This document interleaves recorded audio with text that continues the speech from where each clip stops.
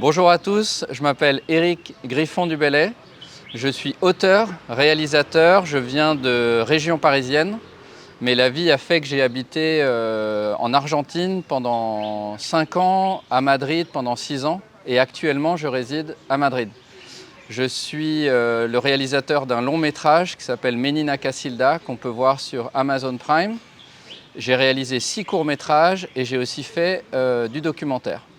Je travaille depuis plusieurs années sur le radeau de la Méduse. Il y a évidemment, bien sûr, le tableau de Théodore Géricault, peint en 1819.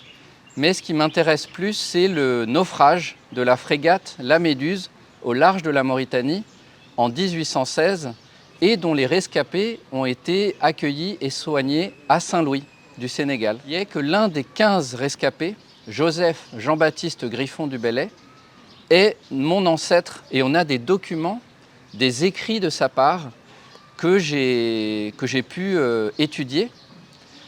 Et quand j'ai trouvé l'existence de cette résidence à Saint-Louis, la Villa Endar, j'ai évidemment postulé parce que c'était l'occasion de me retrouver sur les lieux mêmes où mon ancêtre avait été accueilli et soigné.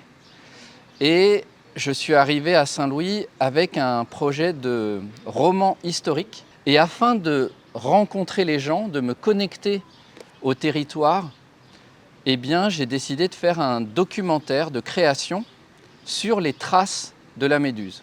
La résidence m'a permis d'avoir un lieu d'abord où écrire ce roman et créer une toute nouvelle partie sur justement l'accueil de ces rescapés à Saint-Louis et qu'est-ce qui se passe à Saint-Louis, mais aussi à Gorée et aussi sur le banc d'Arguin où j'ai eu l'occasion de sortir en lanche, en bateau à voile pour expérimenter un petit peu ce banc d'Arguin.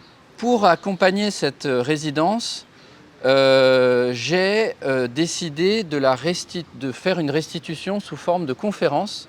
Il y a eu une grande conférence sur la Méduse le 10 octobre à la galerie de la Villa Endar où il y a eu près de 90 ou 100 personnes et où j'ai vraiment essayé de ne pas simplement faire un exposé sur une histoire de colons et un naufrage de colons raconté par un Français, mais de connecter cette histoire à la ville de Saint-Louis, à ses artistes, en faisant intervenir Zumba, un conteur qui nous a raconté l'histoire de la déesse du fleuve, et 2 acteurs de la pièce de théâtre Sourd Méduse qui sont venus aussi interpréter un extrait.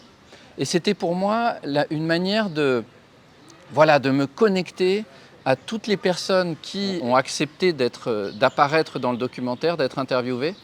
Et plusieurs personnes m'ont amené à découvrir vraiment des parallèles avec l'histoire du Sénégal, notamment par exemple avec le drame du Joola en 2002, avec le massacre de Thiaroye en 1944, avec le sort aussi des migrants clandestins qui partent du Sénégal en pirogue vers les Canaries et qui en fait vivent des moments qui se rapprochent de ce qu'ont pu vivre les hommes qui étaient sur le radeau de la Méduse. Je suis complètement tombé sous le charme de la ville de Saint-Louis et du Sénégal, de ses habitants, de ses conteurs, de ses historiens, de ses artistes, de ses vidéastes aussi.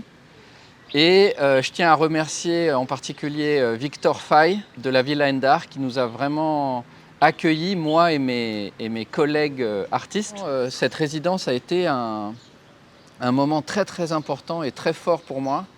Et j'ai lancé des chantiers qui vont donner un résultat concret, à savoir un documentaire d'une part et un roman historique d'autre part.